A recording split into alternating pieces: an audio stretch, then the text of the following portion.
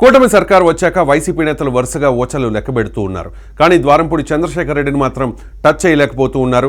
జగన్ సీఎంగా ఉన్న 5 ఏళ్లలో ద్వారంపూడి చేయని అరాచకం లేదంటూ అప్పట్లో పెద్ద ఎత్తున ఆరోపణలు చేసిన టీడీపీ జనసేన నేతలు ఇప్పుడు ఎందుకు సైలెంట్ అయ్యారంటూ సామాన్యుల్లో సైతం చర్చ స్టార్ట్ అయింది.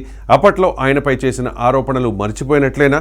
పవన్ కళ్యాణ్ను లకారం భాషలో దూషించిన పంచకర్ల సందీప్ లాంటి జనసేన నేతలను, అలాగే జనసేన వీర మహిళలపై దాడులు చేయించినా కూడా ఎందుకు ఇప్పటివరకు ద్వారంపూడిపై చర్యలు తీసుకోలేదు? ద్వారంపూడితో జనసేన రాజీ పడిందా అంటూ సోషల్ మీడియాలో చర్చ స్టార్ట్ అయింది. కాకినాడ పోర్టు పేరు వినగానే ఎవరికైనా మొదట గుర్తుకొచ్చే పేరు మాజీ ఎమ్మెల్యే ద్వారంపూడి చంద్రశేఖర్ రెడ్డి. రేషన్ బియ్యం అక్రమ రవాణాతో కోట్లు వెనకేసుకున్నారన్న ఆరోపణలు చాలా కాలంగా ఉన్నాయి. ముఖ్యంగా జగన్ అధికారంలో ఉన్నంతకాలం ద్వారంపూడి చంద్రశేఖర్ రెడ్డి కాకినాడ పోర్టును తన అవినీతికి కేర్ ఆఫ్ అడ్రస్గా మార్చేసుకున్నారన్న ఆరోపణలున్నాయి.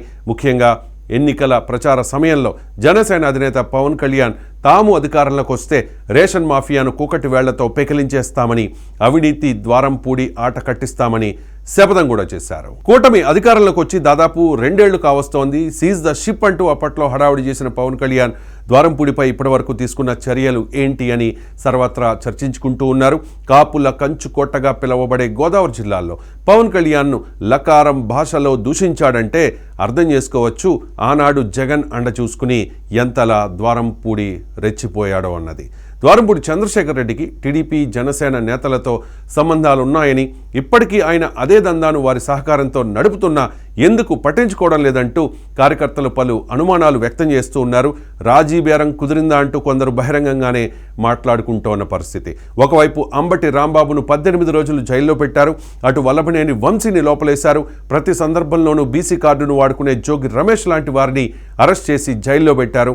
కానీ ద్వారంపూడి చంద్రశేఖర్ రెడ్డిపై రేషన్ మాఫియా సహా అనేక ఆరోపణలున్నాయి. ఇంతవరకు ఎలాంటి చర్యలు తీసుకోకపోవడమే పలు అనుమానాలకు తావిస్తోందన్న టాక్ వినిపిస్తోంది. వైసీపీ అధికారంలో ఉన్ననాళ్లు సీఎం తరహాలో పెత్తనం సాగించారు ద్వారంపూడి. ఆయనపై కబ్జాలు, దౌర్జన్యాలు, అక్రమ వ్యాపారాలు, అక్రమ నిర్మాణాలు, అలాగే అనేక రూపాల్లో ద్వారంపూడి విశ్వరూపం ప్రదర్శించి అవినీతి మేతలో రికార్డులు సృష్టించారన్న ఆరోపణలు ఎదుర్కొన్నారు. సార్వత్రిక ఎన్నికల్లో వైసీపీ చిత్తుగా ఓడిపోవడం, అలాగే ద్వారంపూడి సైతం కాకినాడ సిటీ ఎమ్మెల్యేగా ఓటమి పాలయ్యారు. అప్పటి నుంచి ద్వారంపూడి హవా తగ్గిపోయినా ఆయన గతంలో చేసిన అవకతవకలకు సంబంధించి కనీసం తాము చేసిన ఆరోపణలను అయినా కూటమి సర్కార్ పట్టించుకోకపోవడమే ఇప్పుడు సామాన్యుల్లో సైతం చర్చకు కారణమైంది.